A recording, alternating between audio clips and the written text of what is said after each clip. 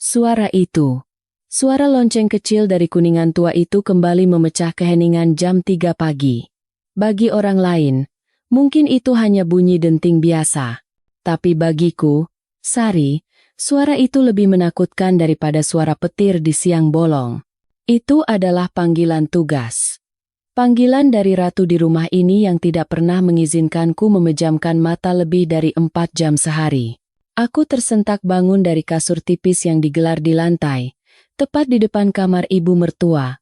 Tulang punggungku berbunyi krek saat aku memaksakan diri untuk duduk. Rasa pegal di bahu sisa mencuci 3 ember besar pakaian kemarin sore belum juga hilang, tapi aku tidak punya hak untuk mengeluh. Di rumah ini, keluhan adalah dosa.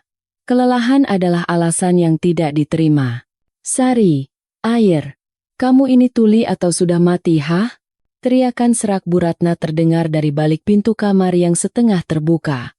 Suaranya melengking, tajam, menusuk telinga, sama sekali tidak terdengar seperti suara orang yang sedang sakit parah. Aku buru-buru merapikan rambutku yang berantakan, mengusap wajah yang masih lengket oleh keringat tidur, dan bergegas masuk. Aroma minyak kayu putih, balsem otot, dan bau apek khas orang tua yang lama berbaring langsung menyergap hidungku. Di atas ranjang kayu jati tua yang besar itu, Bu Ratna sedang melotot.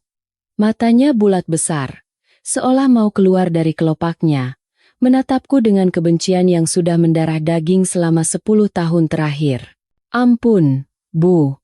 Sari ketiduran sebentar tadi, kataku lirih sambil menuangkan air hangat dari termos ke dalam gelas plastik.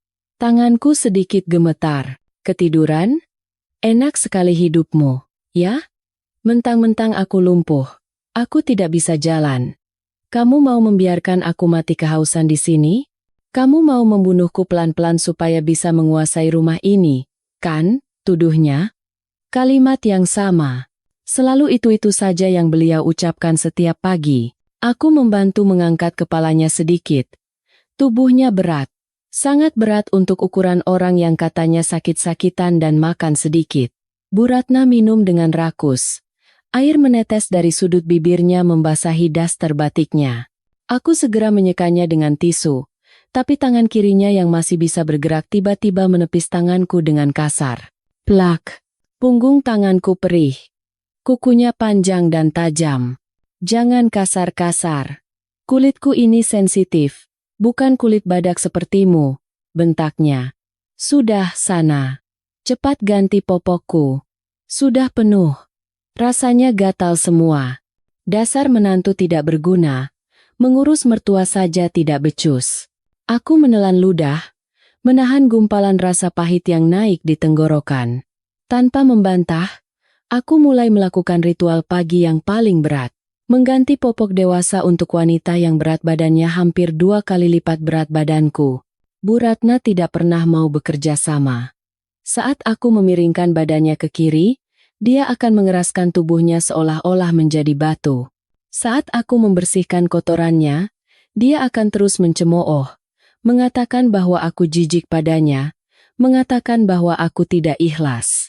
Padahal, demi Allah, aku membersihkannya sebersih mungkin, menyekanya dengan air hangat, dan memberinya bedak agar kulitnya tidak lecet. Aduh, sakit. Kamu cubit paha saya ya? Bambang, Bambang, istrimu menyiksaku lagi. Teriaknya tiba-tiba. Jantungku mencelos. Tidak ada yang mencubit. Aku hanya mengangkat kakinya sedikit untuk menarik perlak yang kotor. Tapi teriakan itu sudah cukup untuk membangunkan suamiku.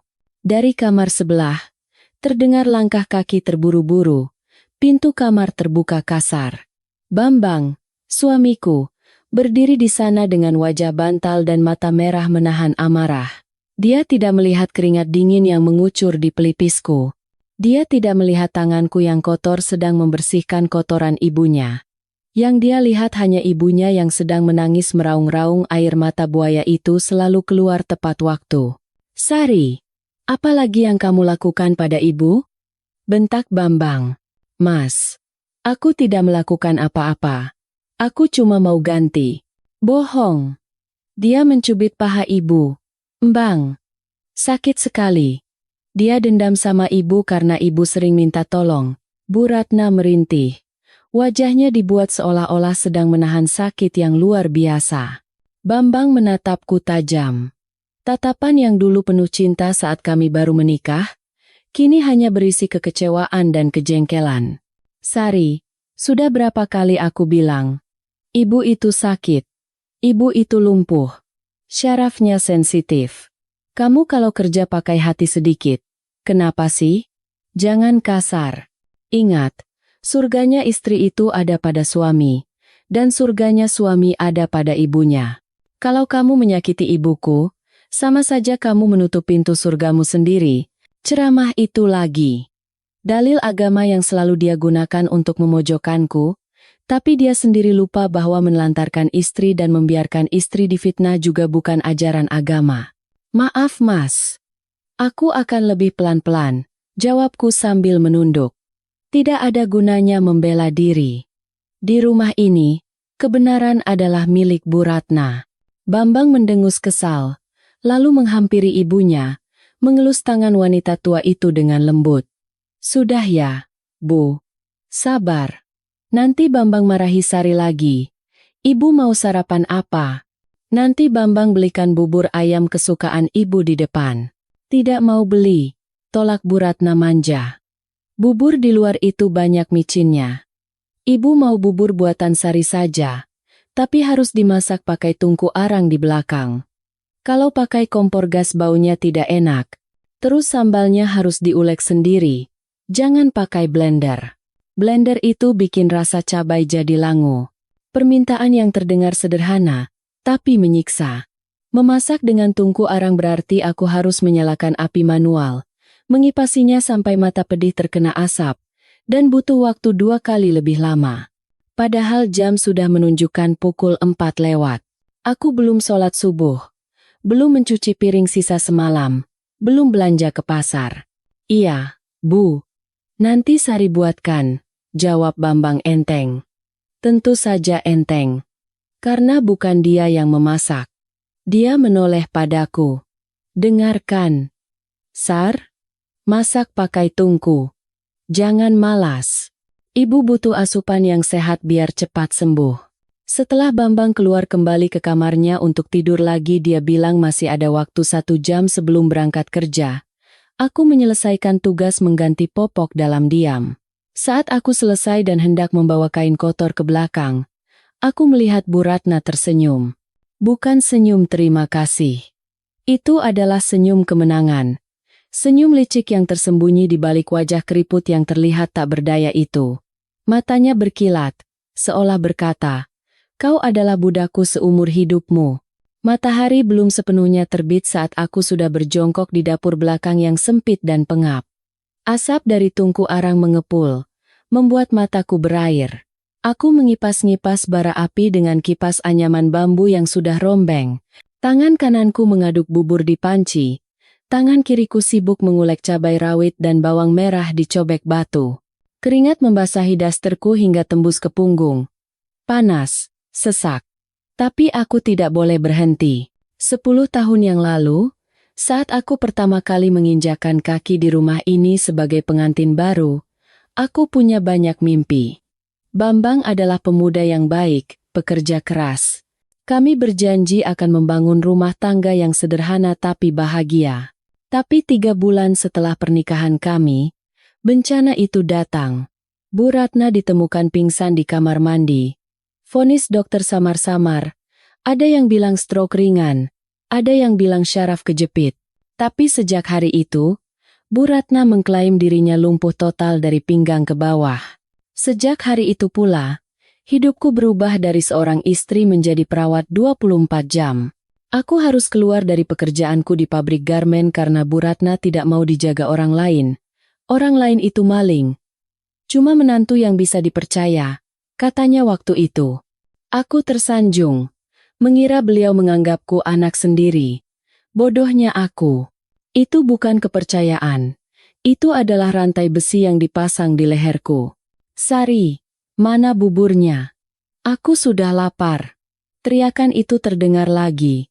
Kali ini disertai bunyi benda jatuh. Mungkin beliau melempar gelas plastiknya ke lantai. Sebentar, Bu. Sedang diangkat. Teriakku balik, berusaha terdengar sabar. Aku menyajikan bubur itu di mangkuk keramik khusus milik beliau. Menatanya dengan rapi, menaburkan suiran ayam, kacang kedelai goreng, kerupuk, dan sedikit kecap manis, persis seperti yang beliau suka.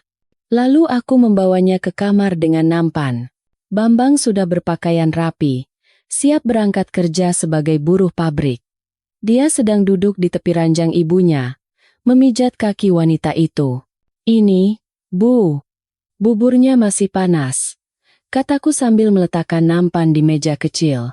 Bu Ratna melirik mangkuk itu dengan tatapan menilai. Dia mengambil sendok, menyuapkan sedikit ke mulutnya, mengecapnya sebentar, lalu, "Puih."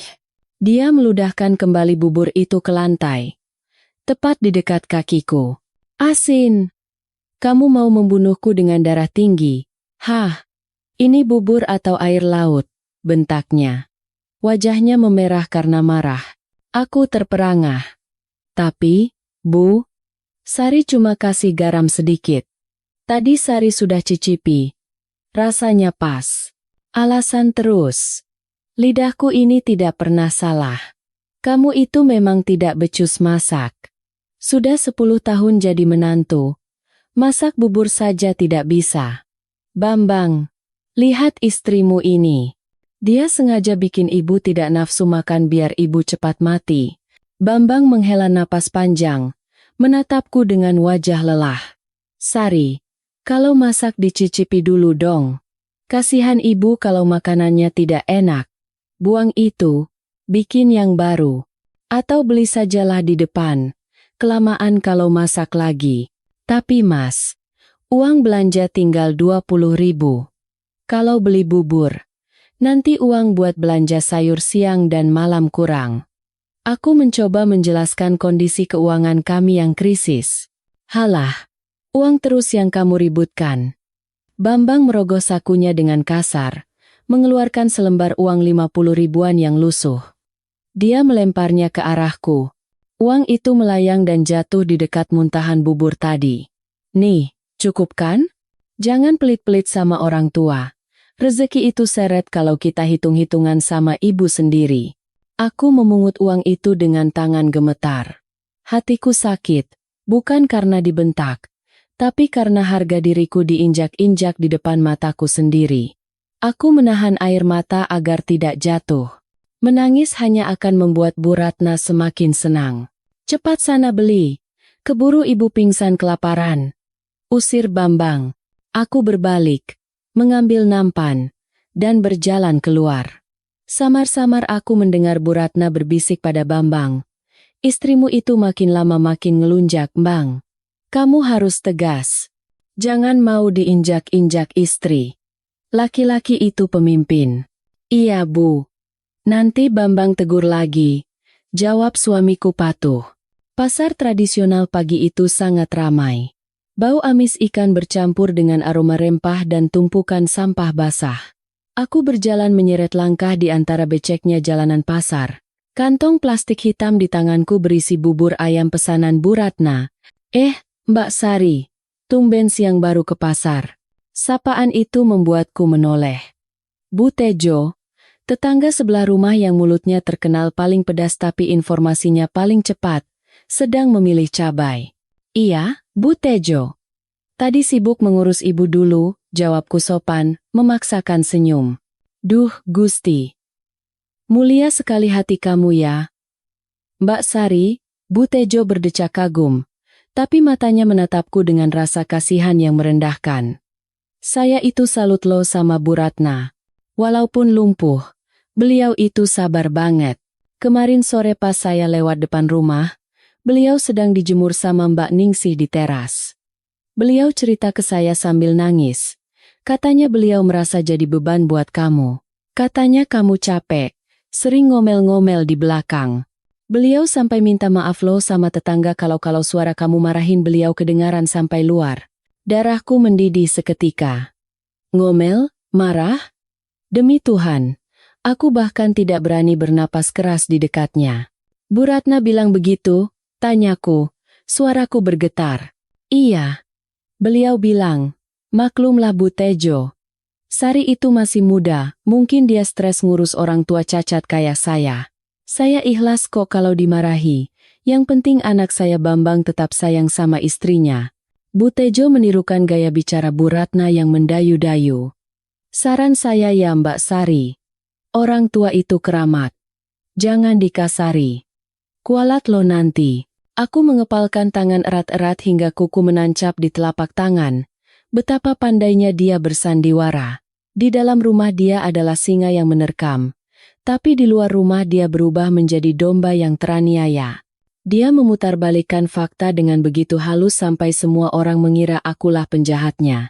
Saya tidak pernah memarahi ibu, Bu Tejo. Justru, aku ingin membela diri. Ingin berteriak bahwa wanita tua itu adalah iblis berwajah malaikat. Tapi siapa yang akan percaya? Bu Ratna yang lumpuh tak berdaya di kursi roda. Atau Sari menantu yang wajahnya selalu masam karena kelelahan. Ah, sudahlah. Namanya juga rumah tangga. Potong Bu Tejo tak mau dengar. Ngomong-ngomong, si Ningsih adik iparmu itu jadi pindah lagi ke rumah kalian ya? Berita itu menyambar telingaku. Ningsih? Pindah? Loh, kamu belum tahu? Katanya dia habis bertengkar hebat sama suaminya, mau cerai. Kemarin dia bilang sama saya mau bawa anaknya tinggal lagi sama ibunya. Wah, tambah ramai dong rumahmu. Duniaku rasanya berputar. Ningsih, adik kandung Bambang. Wanita yang sifatnya 11-12 dengan ibunya. Malas, judes, dan ratu drama. Dulu sebelum menikah, dia tinggal di rumah kami dan kerjanya hanya tidur, makan, dan menyuruh-nyuruhku. Kalau dia kembali, dan membawa anaknya, itu berarti pekerjaanku akan bertambah 3 kali lipat. Cucian akan menggunung. Masakan harus lebih banyak.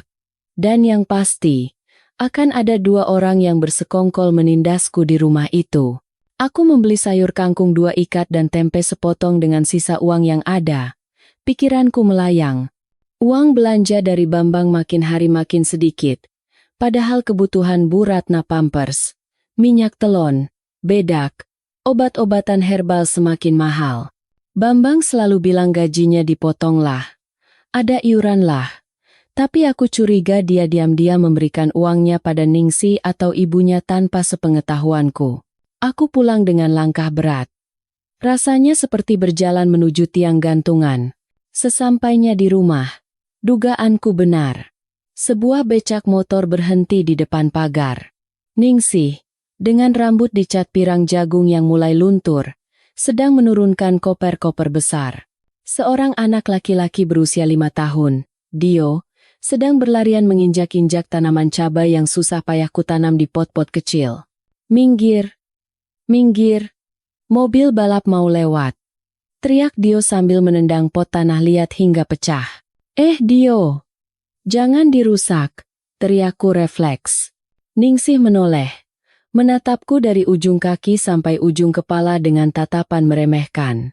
Apaan sih, Mbak Sari? Cuma pot murah gitu aja diributin. Nanti aku ganti 10 kali lipat kalau suamiku. Ah sudahlah, kalau aku punya duit nanti.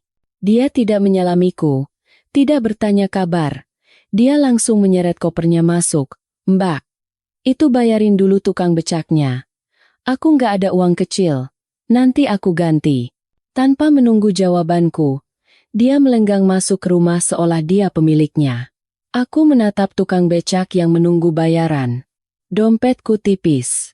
Uang 50.000 dari Bambang tadi sudah habis untuk bubur dan sayur. Aku merogoh saku dalam dasterku.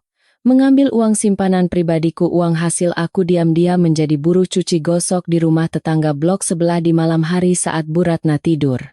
Uang yang seharusnya kutabung untuk membeli daster baru karena yang kupakai sudah sobek di ketiak. Aku membayarnya. Saat aku masuk ke ruang tengah, aku melihat pemandangan yang membuat dadaku sesak. Bu Ratna sedang duduk di kursi rodanya. Bambang pasti yang mengangkatnya sebelum berangkat kerja tadi. Wajahnya berseri-seri, jauh lebih segar daripada saat bersamaku tadi pagi.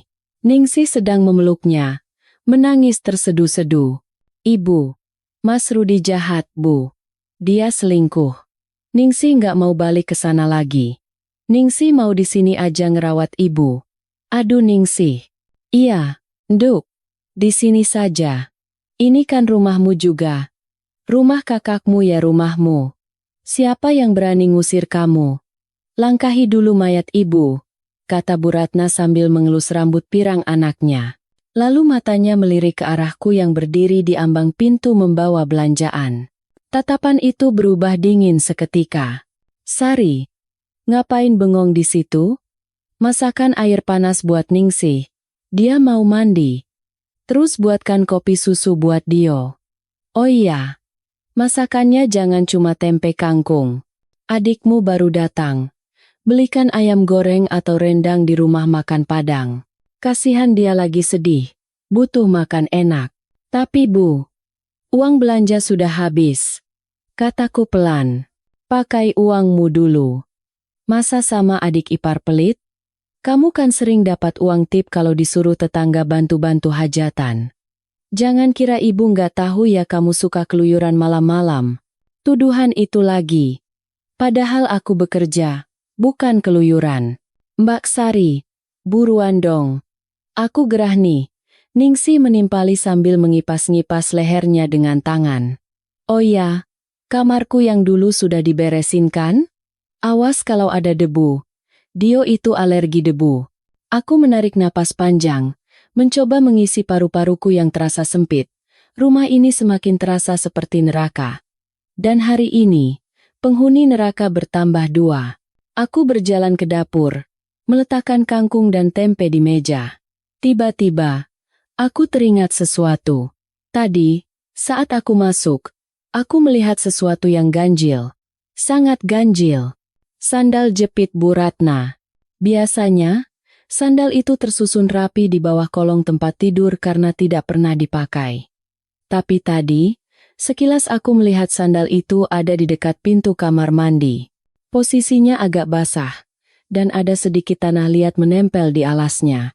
Tanah liat merah yang sama dengan tanah di halaman depan tempat Dio tadi bermain. Bagaimana mungkin sandal orang lumpuh bisa berpindah ke depan kamar mandi dan ada tanahnya? Apakah Bambang yang memakainya? Tidak mungkin. Kaki Bambang besar. Sandal ibu kecil. Apakah Ningsih? Dia baru saja datang dan memakai sepatu hak tinggi. Pikiranku berkecamuk. Sebuah kecurigaan liar melintas di benakku. Tapi buru-buru ku depis. Tidak mungkin. Tidak mungkin ibu bisa jalan. Dokter sendiri yang bilang syaraf kakinya mati. Mungkin kucing yang menyeretnya. Ya? Pasti kucing. Tapi jauh di lubuk hatiku, benih keraguan itu mulai tumbuh. Benih yang kelak akan membakar habis rumah ini. Sari, mana air panasnya? Teriakan Bu Ratna dan Ningsih bersahutan. Aku tersentak. Kembali pada kenyataan pahit. Aku menyalakan kompor. Memulai hari panjang lainnya di neraka ini. Kedatangan Ningsih dan anaknya, Dio, mengubah neraka kecilku menjadi neraka jahanam. Jika sebelumnya aku hanya melayani 1 ratu, kini aku harus melayani 2 ratu dan 1 pangeran kecil yang nakalnya minta ampun. Rumah yang dulu setidaknya masih memiliki sedikit ketenangan di siang hari saat Bu Ratna tidur, kini berubah menjadi pasar malam. Suara televisi menyala keras-keras sepanjang hari, menampilkan acara gosip selebriti yang ditonton Ningsih sambil tiduran di sofa. Bungkus jajanan, kulit kacang, dan gelas-gelas kotor berserakan di mana-mana. Mbak Sari, ini kok kopinya manis banget sih? Kamu mau bikin aku diabetes ya? Ganti yang baru. Pakai gula jagung. Teriak Ningsih dari ruang tengah. Aku yang sedang menyetrika tumpukan baju sekolah Dio dan baju-baju pesta Ningsih hanya bisa menghela napas. Iya, Ningsih. Sebentar Mbak selesaikan setrikaan ini dulu. Nanti gosong. Halah, alasan. Bilang aja malas. Ningsih mendengus, lalu berteriak memanggil ibunya di kamar. Bu, lihat tuh mantu kesayangan ibu. Disuruh bikin kopi aja leletnya minta ampun. Pantas Mas Bambang kurus kering. Diurus istri nggak becus begini. Dari kamar, terdengar suara Bu Ratna menimpali. Biarkan saja, Ningsih. Dia memang begitu. Merasa jadi nyonya rumah. Padahal cuma numpang. Hatiku perih, tapi tanganku tetap bergerak lincah di atas papan setrika. Panas dari setrika uap ini tidak sepanas hatiku. Masalah terbesar bukan hanya pada tenaga yang diperas, tapi juga pada uang. Sejak Ningsih datang, pengeluaran rumah tangga membengkak 3 kali lipat. Ningsih dan Dio adalah pemakan segala. Mereka minta daging setiap hari, minta buah-buahan impor, minta jajanan mahal, sementara Bambang. Gajinya tidak bertambah sepeser pun. Malam itu adalah tanggal muda. Bambang baru saja pulang kerja, membawa amplop gaji bulanannya. Biasanya, dia akan memberikan amplop itu padaku untuk diatur bayar listrik, beli beras, beli obat ibu, dan sisanya untuk makan. Meskipun pas-pasan, aku selalu bisa mengaturnya agar cukup. Aku menunggu di dapur, menyiapkan teh hangat untuk suamiku. Saat Bambang masuk, wajahnya tampak kusut. "Mas, ini tehnya," kataku lembut. "Oh ya, Mas.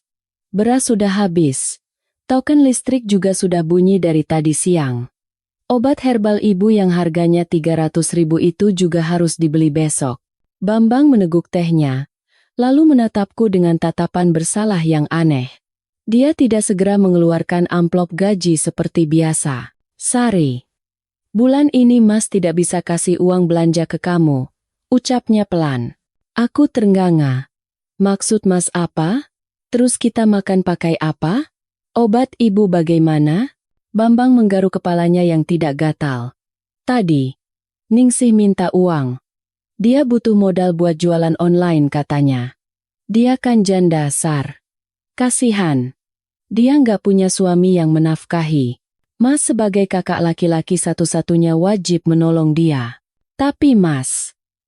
Suaraku meninggi. "Semua gaji Mas dikasih ke Ningsih, terus aku, terus kebutuhan rumah ini? Dio minta susu mahal, ibu minta makan enak, listrik, air. Mas pikir itu semua bayarnya pakai daun? Kamu jangan egois dong, Sar." Bambang tiba-tiba membentak, membuatku terlonjak. Ningsih itu lagi terpuruk. Dia baru cerai. Kita harus bantu dia bangkit. Kamu kan masih sehat, masih kuat. Kamu bisalah cari-cari tambahan. Tuh, Bu Tejo kemarin cari orang buat bantu cuci piring di hajatan anaknya. Kamu ambil saja kerjaan itu. Air mataku menetes. Suamiku sendiri menyuruhku menjadi buruh cuci piring demi membiayai gaya hidup adiknya yang malas. Mas, aku sudah kerja keras di rumah ini dari jam 3 pagi sampai jam 10 malam. Masih kurang? Sekarang Mas suruh aku kerja di luar juga. Ya makanya jangan boros. Kamu itu yang pintar atur uang. Jangan bisanya cuma minta. Bambang berdiri, meninggalkan aku yang menangis di dapur yang gelap. Malam itu, aku tidak bisa tidur. Token listrik benar-benar habis. Rumah gelap gulita, hanya lilin kecil yang menyala di sudut kamar. Di kamar sebelah, terdengar suara Ningsih tertawa-tawa menelepon temannya, mungkin menggunakan pulsa yang dibeli dari uang gaji suamiku. Esok harinya, Bu Ratna merengek minta obat herbalnya. "Sari, kakiku ngilu. Mana jamu yang biasa? Kamu belum beli ya? Awas ya kalau kakiku sampai busuk gara-gara kamu telat kasih obat," ancamnya. Aku bingung setengah mati. Tidak ada uang sepeser pun di dompet. Bambang sudah berangkat kerja tanpa meninggalkan uang. Ningsih? Jangan harap dia mau mengeluarkan uang yang kemarin diberikan Bambang. Aku masuk ke kamar, membuka lemari pakaianku yang sudah reot. Di bawah tumpukan baju daster yang sudah tipis, aku mengambil sebuah kotak kecil berlapis kain beludru merah yang sudah kusam. Tanganku gemetar saat membukanya. Di dalamnya ada sepasang anting emas bermata mutiara kecil. Ini adalah satu-satunya peninggalan almarhumah ibuku. Ibuku berpesan sebelum meninggal, "Sari, simpan ini. Kalau suatu saat kamu punya anak perempuan, wariskan padanya." Atau kalau hidupmu benar-benar terjepit dan tidak ada jalan lain, baru boleh kamu jual. Aku menatap anting itu dengan air mata berlinang. Maafkan Sari, Bu. Sari tidak punya pilihan. Sari tidak mau dituduh anak durhaka yang membiarkan mertuanya sakit. Siang itu, aku berjalan kaki ke toko emas di pasar kecamatan di bawah terik matahari yang menyengat. Aku menjual anting itu. Harganya tidak seberapa karena modelnya sudah kuno, tapi cukup untuk membeli 1 botol obat herbal impor yang diminta Bu Ratna dan beras untuk 1 minggu. Pulang dari pasar, aku langsung menyeduh obat herbal itu. Baunya menyengat, khas akar-akaran mahal. Ini Bu, obatnya, kataku sambil menyodorkan gelas. Bu Ratna menatapku curiga. Dapat uang dari mana kamu? Bambang bilang dia nggak kasih kamu uang. Saya pinjam sama teman. Bu, bohongku. Aku tidak mau mereka tahu aku menjual warisan ibuku. Nanti mereka malah mengejekku miskin. Baguslah kalau kamu sadar diri. Cepat minumkan. Setelah Bu Ratna minum, aku merasa sedikit lega. Setidaknya 1 beban hilang. Aku kembali ke dapur untuk memasak nasi. Namun, sore harinya, sebuah kejadian menghancurkan hatiku berkeping-keping. Saat itu aku sedang menyapu halaman samping, tepat di bawah jendela kamar Bu Ratna. Jendelanya terbuka sedikit. Aku mendengar suara cekikikan dari dalam. Ibu ini loh, pintar banget aktingnya. Suara Ningsih terdengar geli. Tadi pas Sari kasih obat bau itu, ibu minum beneran? Ih, amit-amit. Itu suara Bu Ratna. Siapa yang mau minum air comberan begitu? Baunya saja bikin mual. Tadi begitu dia keluar kamar, ibu langsung lepehkan ke pot bunga di samping tempat tidur. Terus sisanya ibu buang ke pispot. Hahaha, syukurin. Dia pasti beli mahal-mahal tuh, Bu. Kasihan deh lo. Biarin aja. Biar dia pusing cari duit. Siapa suruh jadi mantu miskin? Coba kalau Bambang nikah sama si Rina anak Pak Lurah dulu, pasti hidup kita enak, Ningsih. Nggak kayak sekarang, punya mantu kayak pembantu. Duniaku runtuh, lututku lemas. Sapu lidi di tanganku jatuh ke tanah. Anting ibuku. Peninggalan terakhir orang yang paling kucintai di dunia ini. Aku menjualnya demi kesembuhan mertuaku. Dan dia membuangnya ke pispot dan pot bunga sambil tertawa. Dadaku sesak sekali, rasanya seperti dihimpit batu besar. Rasa sakitnya bukan lagi di hati, tapi menusuk sampai ke tulang. Aku ingin masuk ke sana, menjambak rambut mereka, berteriak di depan muka mereka. Tapi aku tahu, jika aku melakukannya, Bambang pasti akan membela ibunya. Aku akan dituduh gila. Aku akan diusir, dan aku tidak punya tempat tujuan. Aku memungut sapu lidi itu dengan tangan yang dingin. Aku bersumpah dalam hati, setiap tetes air mataku hari ini, akan kalian bayar dengan darah suatu hari nanti. Demi Allah, aku tidak akan melupakan penghinaan ini. Beberapa hari kemudian, ketegangan di rumah semakin memuncak. Ningsih mulai kehilangan barang-barangnya. Awalnya cuma jepit rambut, lalu lipstik. Dan hari ini, uangnya hilang. Maling. Ada maling di rumah ini. Ningsih berteriak histeris di ruang tamu saat Bambang baru saja pulang kerja. Bambang yang lelah langsung panik. Ada apa, Ningsih? Apa yang hilang? Uangku, Mas. Uang 500.000 yang Mas kasih kemarin. Aku taruh di atas meja rias. Sekarang hilang. Pasti ada tuyul yang ambil. Ningsih meraung-raung, matanya melirik tajam ke arahku yang sedang menghidangkan makan malam. Bambang menatapku. Sari, kamu lihat uang Ningsih? Tidak, Mas. Aku dari tadi di dapur dan sumur, nyuci baju Ningsih dan Dio yang segunung itu. Aku nggak masuk kamar Ningsih sama sekali. Jawabku jujur. Alah, bohong. Potong Bu Ratna yang tiba-tiba muncul di ruang tamu dengan kursi rodanya. Dia bisa menggerakkan kursi rodanya sendiri kalau sedang ingin ikut campur. Siapa lagi di rumah ini yang miskin dan butuh duit kalau bukan dia? Tadi pagi ibu lihat dia celingukan di depan kamar Ningsih. Demi Allah, Bu. Sari tidak mengambil. Aku membela diri. Geledah. Geledah saja kamarnya, Mas. Kompor Ningsih.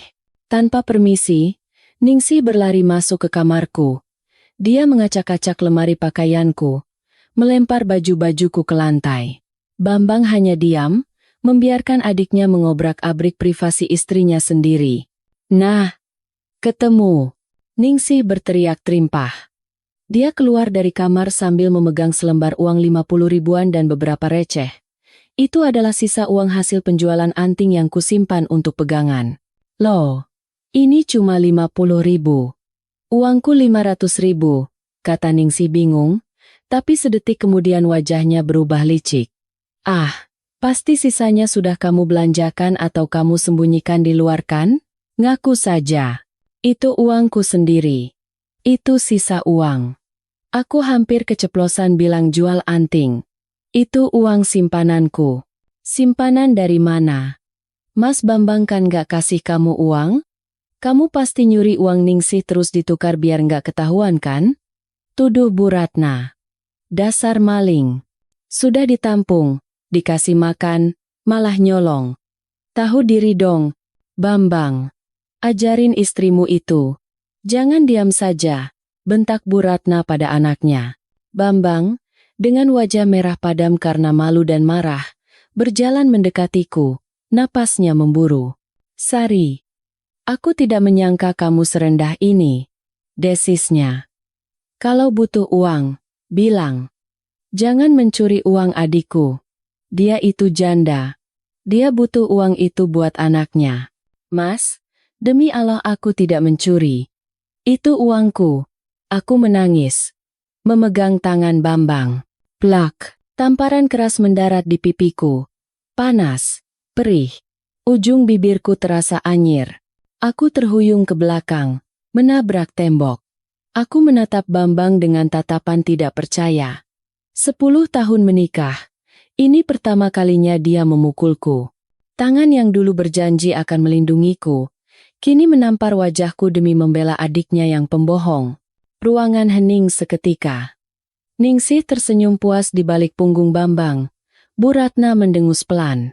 Itu pelajaran buat istri yang panjang tangan, kata Bu Ratna dingin. Mulai besok, jatah makan dia dikurangi. Biar dia tahu rasa susahnya cari duit. Bambang menatap tangannya sendiri yang baru saja menamparku. Ada sedikit penyesalan di matanya. Tapi egonya sebagai laki-laki mencegahnya untuk minta maaf. Dia berbalik dan masuk ke kamar, membanting pintu. Malam itu, aku tidak tidur di kamar. Aku tidur di lantai dapur yang dingin, beralaskan tikar pandan yang sudah robek. Pipiku bengkak. Hatiku mati. Saat tengah malam, ketika semua orang sudah tidur, aku mendengar suara langkah kaki pelan di ruang tengah. Aku menahan napas, mengintip dari balik tirai dapur.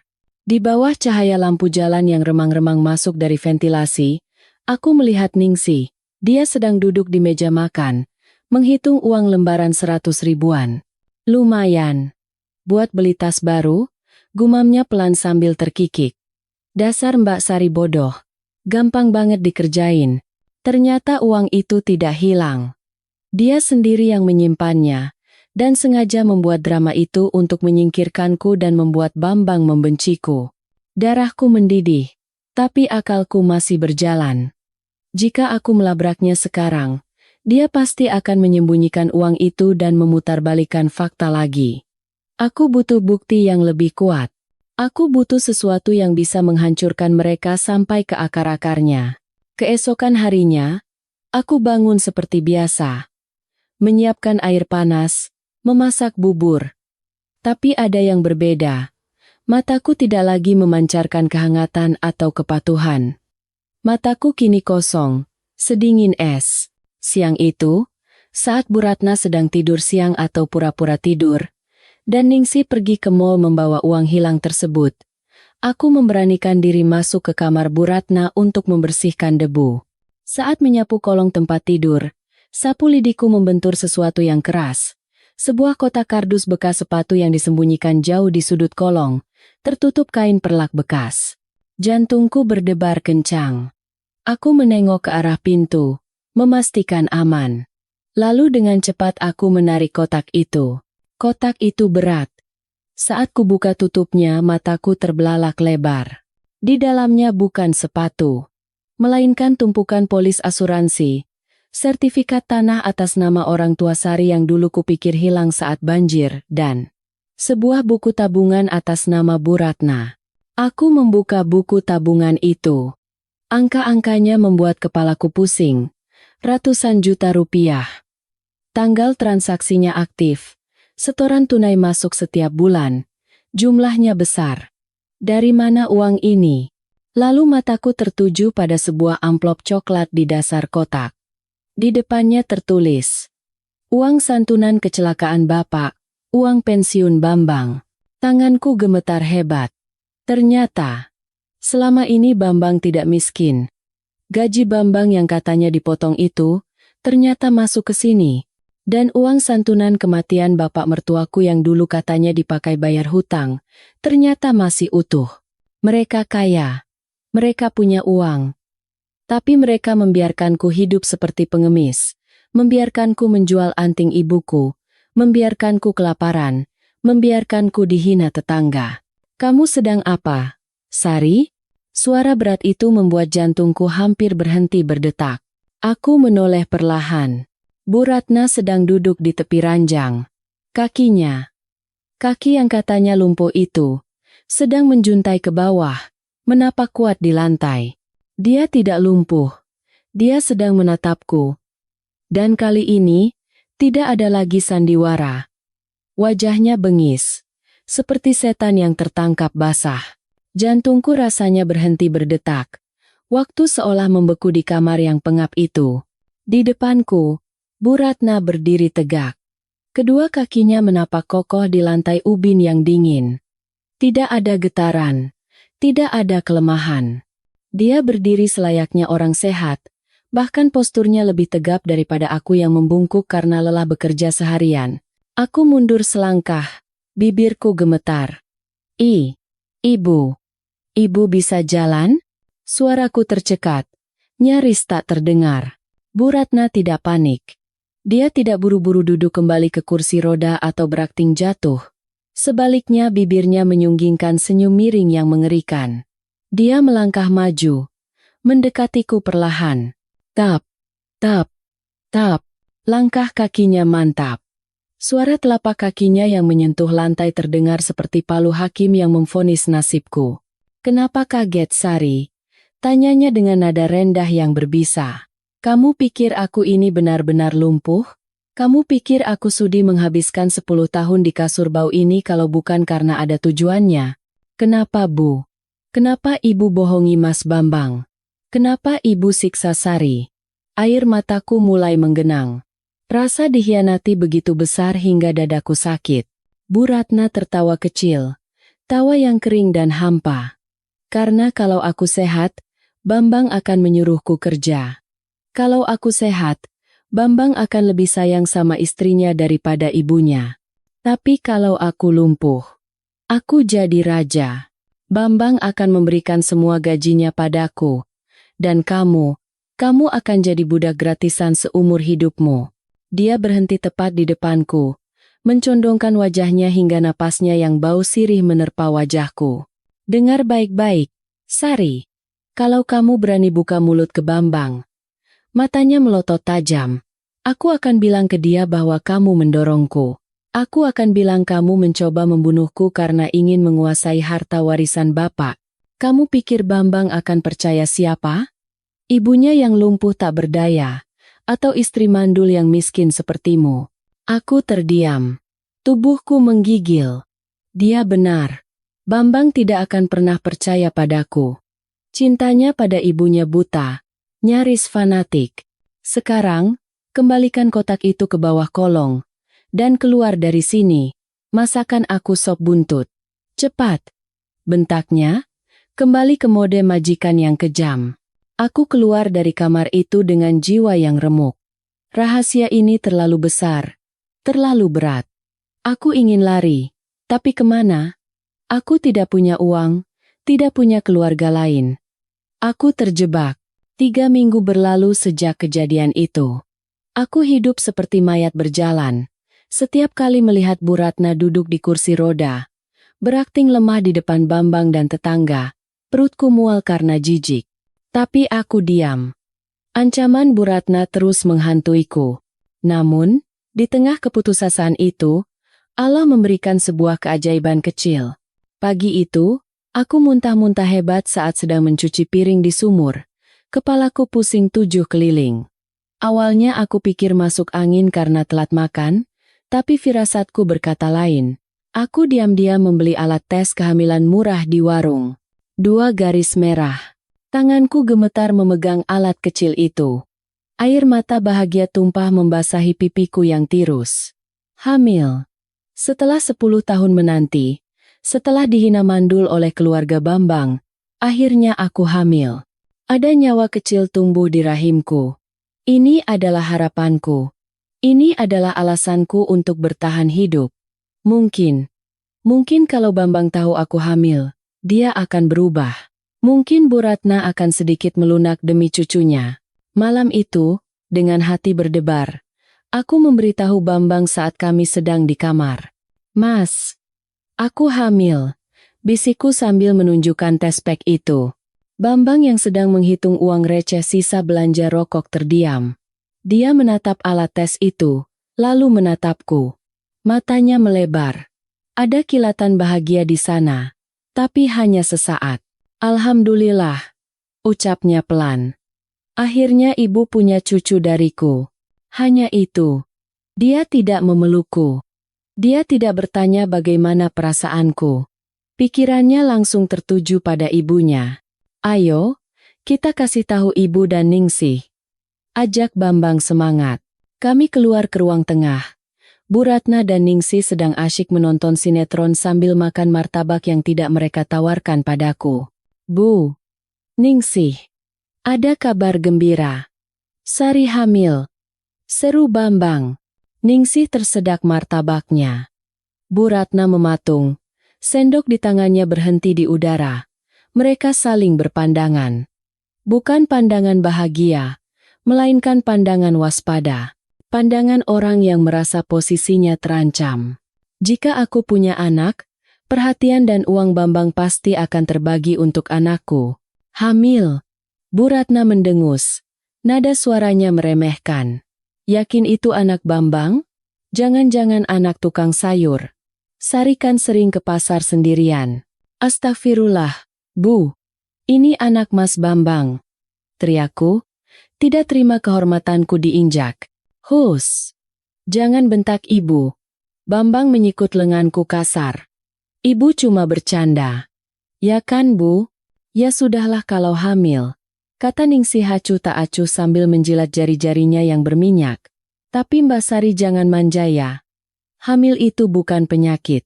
Dulu aku hamil Dio juga tetap nyuci, tetap ngepel. Orang hamil itu harus banyak gerak biar bayinya gampang keluar. Jangan malah jadi alasan buat malas-malasan. Benar kata Ningsih, timpal Bu Ratna cepat. Justru kalau hamil muda itu harus rajin. Kalau kebanyakan tidur nanti darahnya beku. Anaknya cacat. Besok cucian gorden dan spray ibu sudah numpuk. Tolong disikat yang bersih ya Sari. Harapanku hancur. Tidak ada ucapan selamat. Tidak ada keringanan beban. Justru, neraka yang sesungguhnya baru saja dimulai. Kehamilanku memasuki bulan ketiga. Perutku mulai sedikit membuncit, tapi tubuhku semakin kurus. Tulang selangkaku menonjol tajam. Wajahku pucat seperti kertas. Bu Ratna dan Ningsih seolah bersekongkol untuk menyiksaku lebih keras. Mereka tahu aku sedang lemah, dan mereka memanfaatkannya. Ningsih sengaja menumpahkan kopi di lantai yang baru saja kupel, memaksaku mengepel ulang. Bu Ratna sengaja buang air besar di celana 5 kali sehari, memaksaku bolak-balik mengangkat bokong beratnya untuk membersihkan kotoran. Sari, pijat kakiku. Pegal. Sari, naik ke genteng. Betulkan antena TV, gambarnya semut. Sari, angkat galon air. Jangan manja. Setiap hari adalah penyiksaan. Punggungku rasanya mau patah. Perutku sering kram, nyeri yang menusuk-nusuk. Aku sering mengeluh pada Bambang, tapi jawabannya selalu sama. Sabar, Sar. Ibu kan sakit. Kamu itu istri Sholhah. Pahalanya besar. Pahala. Kata itu lama-lama terdengar seperti kutukan di telingaku. Suatu siang yang terik, Bambang sedang lembur di pabrik. Di rumah hanya ada aku, Bu Ratna, dan Ningsih. Ningsih sedang sibuk luluran di kamar mandi, bernyanyi-nyanyi vals. Aku sedang di dapur, mencoba menelan nasi putih sisa kemarin dengan garam karena lauk pauk sudah dihabiskan Ningsih dan Dio. Tiba-tiba, teriakan Bu Ratna terdengar dari kamar. Tolong, tolong, sakit. Aku tersedak nasi, buru-buru minum dan berlari ke kamar Bu Ratna. Ada apa, Bu? Tanyaku panik. Bu Ratna tergeletak di lantai, di samping tempat tidurnya. Posisinya telungkup, wajahnya menyeringai kesakitan. Sari. Aduh. Ibu mau ambil remote TV. Jatuh. Pinggang ibu rasanya patah. Angkat ibu. Sar. Cepat angkat ibu ke kasur. Rintihnya. Aku melihat sekeliling. Sari panggil Ningsih ya. Bu? Sari nggak kuat angkat ibu sendiri. Perut Sari lagi sakit. Jangan panggil Ningsih. Dia lagi mandi. Nanti dia terpeleset kalau buru-buru. Bentak Bu Ratna. Kamu ini kan ada di sini. Cepat angkat. Kamu mau membiarkan aku mati di lantai dingin begini. Dasar menantu durhaka. Cepat angkat.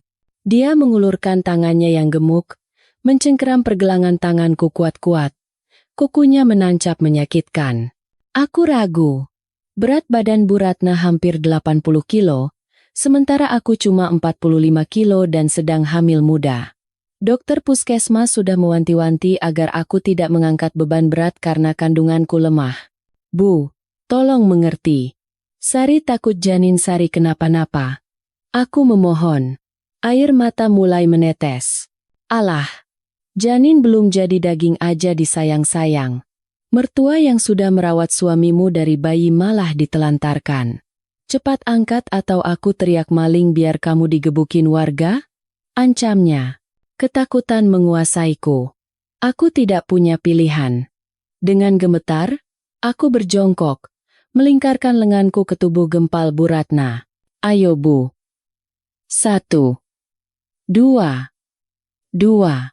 Aku mengerahkan seluruh tenagaku untuk mengangkatnya. Otot-otot perutku menegang hebat. Rasanya seperti ada yang robek di dalam sana. Saat tubuh Bu Ratna sudah setengah terangkat, tiba-tiba dia melakukan hal yang tak terduga. Dia sengaja memberatkan badannya ke belakang, lalu menyentakkan kakinya kaki yang katanya lumpuh itu, ke betisku. Aduh, keseimbanganku hilang. Tubuhku terhuyung ke belakang karena beban berat yang tiba-tiba bergeser. Bruk! Aku jatuh terduduk dengan keras di lantai ubin. Tulang ekor menghantam lantai. Dan parahnya, tubuh Bu Ratna yang berat itu jatuh menimpa perutku. Arg! Jeritanku membelah siang yang sunyi. Rasa sakit yang luar biasa meledak di perut bagian bawahku. Rasanya seperti ada pisau panas yang diputar-putar di dalam rahimku. Bu Ratna buru-buru berguling ke samping. Wajahnya pucat bukan karena sakit, tapi mungkin kaget rencananya terlalu berhasil. Sakit. Sakit. Bu. Rintihku sambil memegangi perut. Aku merasakan sesuatu yang hangat mengalir di antara kedua pahaku. Cairan hangat yang kental. Aku melihat ke bawah. Dasterku yang berwarna kuning pudar perlahan berubah menjadi merah. Merah darah. Darah. Bu. Darah. Suaraku melemah. Pandanganku mulai kabur. Bu Ratna duduk di lantai, menatap darah itu dengan mata melotot. Tapi dia tidak menolongku.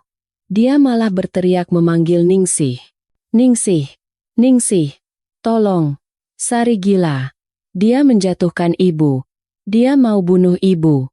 Ningsih berlari keluar dari kamar mandi hanya memakai handuk. Dia melihatku tergeletak bersimbah darah, dan ibunya yang sedang pura-pura menangis di pojok. Ya ampun, Mbak Sari, kamu apakan ibu? Ningsih malah menghampiri ibunya, memeriksa tubuh ibunya yang sehat walafiat itu. Ibu nggak apa-apa, sakit semua, Ningsih. Dia tadi sengaja lempar ibu. Mbak, tolong, anakku, bisikku. Tanganku menggapai-gapai ke arah Ningsih. Darah semakin banyak menggenang di lantai. Ningsih menatapku dengan jijik, seolah melihat kotoran kecoa. Makanya jangan jahat sama orang tua. Kualatkan kamu, rasain. Itulah hal terakhir yang kudengar sebelum kegelapan menelan kesadaranku. Bau obat-obatan yang menyengat menyadarkanku. Suara bip-bip mesin monitor terdengar berirama. Aku membuka mata perlahan. Langit-langit putih. Lampu neon yang menyilaukan. Rumah sakit. Tanganku refleks meraba perutku. Gatar. Terasa kosong. Hampa yang mengerikan. Sari, kamu sudah sadar? Suara Bambang. Dia duduk di samping ranjangku. Wajahnya muram. Tidak ada kesedihan mendalam di matanya. Hanya kekesalan seperti orang yang baru saja kehilangan dompet. Bukan kehilangan anak. Mas. Anak kita. Tanyaku serak. Tenggorokanku kering. Bambang menghela napas panjang. Tidak berani menatap mataku. Dokter bilang, keguguran. Pendarahannya terlalu hebat.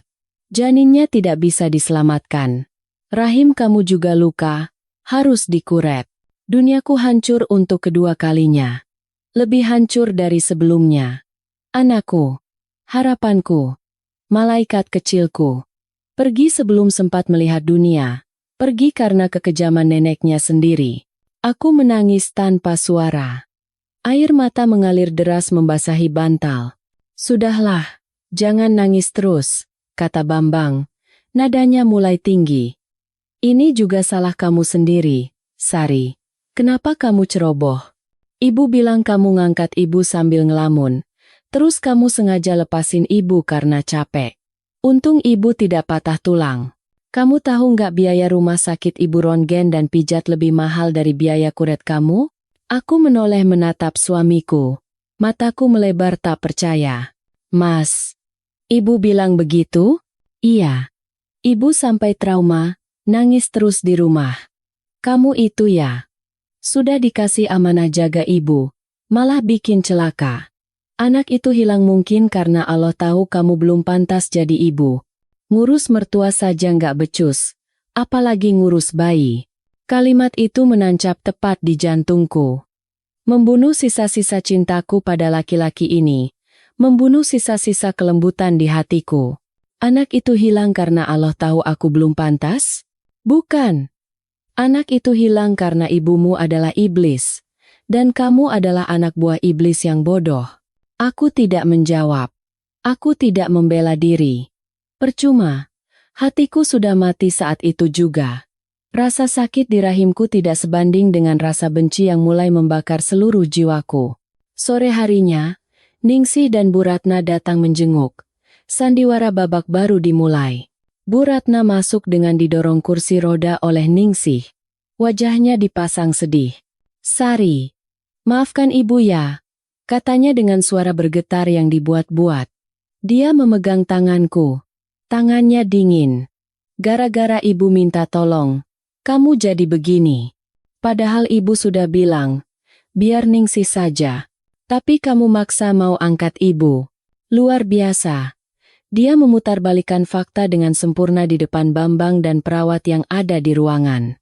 Yang sabar ya, Mbak Sari. Timpal Ningsih sambil tersenyum sinis di balik punggung Bambang. Mungkin memang belum rezeki. Lagian kalau punya anak sekarang, kasihan anaknya nanti kurang gizi. Mas Bambang kan gajinya pas-pasan. Aku menarik tanganku dari genggaman Bu Ratna. Aku menatap mereka satu persatu. Bu Ratna dengan wajah palsunya. Ningsih dengan senyum liciknya. Dan Bambang dengan kebodohannya. Dalam diam, aku bersumpah. Demi darah dagingku yang tumpah di lantai dingin itu. Demi rasa sakit yang kurasakan sekarang. Aku tidak akan mati. Aku tidak akan pergi. Aku akan sembuh. Aku akan pulang ke rumah itu. Dan aku akan mengubah rumah itu menjadi panggung pertunjukan di mana kalian semua akan menari di atas bara api yang kunyalakan. Kalian mengambil anakku. Maka aku akan mengambil segalanya dari kalian. Harga diri kalian. Uang kalian. Dan nama baik yang kalian agung-agungkan itu. Aku menghapus air mataku dengan kasar. Lalu aku menatap Bu Ratna dan tersenyum tipis. Sangat tipis. Iya, Bu. Sari ikhlas. Ini pelajaran buat Sari. Pelajaran yang sangat berharga. Bu Ratna tampak sedikit terkejut melihat reaksiku yang tenang. Ada kilatan ketakutan di matanya melihat tatapanku yang kosong tapi tajam. Dia tahu, Sari yang dulu menantu yang bodoh dan penurut sudah mati bersama janin itu. Yang tersisa di ranjang ini adalah seorang wanita yang tidak punya apa-apa lagi untuk dipertaruhkan. Dan itu menjadikanku orang yang paling berbahaya bagi mereka. Aku pulang dari rumah sakit 3 hari kemudian. Bambang menjemputku dengan motor bututnya, membiarkanku duduk di jok belakang yang keras, sementara dia sibuk mengeluh tentang biaya rumah sakit yang menguras tabungannya. Besok kamu harus mulai kerja lagi ya, Sar. Utang di warung Bu Tejo sudah numpuk. Ningsih juga minta dibelikan baju baru buat kondangan minggu depan. Ocehnya di sepanjang jalan. Aku tidak menjawab. Aku hanya memeluk pinggangnya bukan karena cinta, tapi karena tubuhku masih terlalu lemah untuk menahan guncangan jalanan berlubang. Angin sore menerpa wajahku, mengeringkan sisa-sisa air mata yang mungkin masih ada. Sesampainya di rumah, suasananya persis seperti dugaanku. Tidak ada sambutan hangat, tidak ada bubur panas untuk orang sakit. Bu Ratna sedang duduk di kursi rodanya di teras, mengupas mangga harum manis yang baunya merebak menggoda. Ningsih duduk di sebelahnya, menyuapi dia potongan mangga besar-besar. Begitu melihatku turun dari motor dengan langkah tertatih, Ningsih langsung nyeletuk. Wah, sang putri sudah pulang. Kirain betah di rumah sakit. Makan tidur dilayanin suster. Bu Ratna melirikku sekilas, lalu membuang muka. Sudah pulang? Sana masuk. Cucian piring sudah 3 hari nggak dicuci. Baunya sampai ke jalan raya. Bikin malu sama tetangga saja. Dulu, kalimat-kalimat seperti itu akan membuatku menangis di kamar mandi. Dulu, aku akan memohon pengertian mereka. Tapi hari ini, Sari yang dulu sudah tidak ada. Aku berjalan mendekati Bu Ratna. Perlahan, aku berlutut di kakinya. Kaki yang kutahu sangat kuat itu. Aku menundukkan kepala, lalu mencium tangan Bu Ratna yang lengket oleh getah mangga. Maafkan Sari ya, Bu, kataku dengan suara lembut. Sangat lembut hingga membuat bulu kuduku sendiri merinding. Sari sudah banyak salah sama ibu. Sari janji, mulai sekarang Sari akan lebih berbakti. Sari akan turuti semua kemauan ibu. Bu Ratna tertegun. Ningsih berhenti mengunyah. Bambang yang baru memarkir motor pun bengong. Mereka mengharapkan perlawanan, amarah, atau setidaknya wajah cemberut. Tapi yang mereka dapatkan adalah kepatuhan total. Kak, kamu ngomong apa sih? Kesambet setan rumah sakit ya? Tanya Ningsih curiga. Aku menoleh pada Ningsih dan tersenyum tulus, senyum yang kulatih semalaman di depan cermin toilet rumah sakit. Enggak, Mbak Ningsih. Aku sadar, selama ini aku kurang sabar. Anakku diambil Allah mungkin karena aku belum jadi istri dan menantu yang baik. Jadi sekarang aku mau menebus dosa-dosaku. Bu Ratna mendengus, tapi sudut bibirnya terangkat angkuh. Egonya yang besar membuatnya mudah percaya pada pujian. Baguslah kalau sadar. Ya sudah, jangan cuma ngomong, buktikan. Bersihkan dapur sekarang. Terus pijat kaki ibu. Semenjak kamu pergi, kaki ibu kram terus. Baik, Bu. Jawabku patuh. Aku bangkit, mengambil tas pakaian kotor, dan berjalan ke belakang. Di dalam hati, aku tertawa dingin. Nikmatilah kemenangan kalian hari ini, karena sebentar lagi, kalian tidak akan bisa tersenyum lagi. Strategiku sederhana, buat mereka terlena. Selama 2 minggu berikutnya, aku bekerja seperti mesin. Aku bangun jam 3 pagi, memasak hidangan istimewa. Aku diam-diam menjual cincin kawinku satu-satunya emas yang tersisa untuk modal belanja, karena aku tahu Bambang tidak akan kasih uang. Aku membersihkan rumah sampai mengkilap. Aku memijat kaki Bu Ratna setiap malam dengan minyak tawon, merasakan otot-otot betisnya yang kencang dan padat. Bukti tak terbantahkan bahwa kaki ini sering dipakai berjalan, bukan kaki orang lumpuh yang mengecil, atrofi. Sikapku yang berubah drastis membuat Bambang makin sayang pada ibunya. Tuh kan, Bu. Sari kalau dikasih pelajaran sedikit langsung berubah jadi istri solehah, katanya bangga. Bu Ratna dan Ningsih pun mulai lengah. Mereka mulai jarang memarahiku karena tidak ada celah untuk dimarahi. Dan yang paling penting, mereka mulai menganggapku bodoh dan tidak berbahaya. Mereka mulai berani berbicara belak-belakan saat ada aku, mengira aku terlalu dungu untuk mengerti. Ningsih, uang arisan kemarin sudah kamu belikan kalung? Tanya Bu Ratna suatu sore saat aku sedang mengepel di dekat mereka. Sudah dong Bu. Nih, bagus kan? 5 gram. Pamer Ningsih. SSTT, jangan keras-keras. Nanti si Bambang dengar, bisik Bu Ratna. Matanya melirik ke arahku. Ah, biarin. Mbak Sari kan gak bakal ngadu. Dia kan sekarang takut dicerai, jawab Ningsih enteng. Aku terus mengepel dengan ritme yang stabil. Pura-pura tuli, teruslah bicara. Teruslah merasa aman. Masalahnya adalah bukti. Aku tahu Bu Ratna bisa berjalan. Aku tahu mereka punya uang. Tapi tanpa bukti visual, semua ucapanku akan dianggap angin lalu atau fitnah. Bambang butuh melihat dengan mata kepalanya sendiri. Aku butuh kamera. Ponselku adalah ponsel jadul.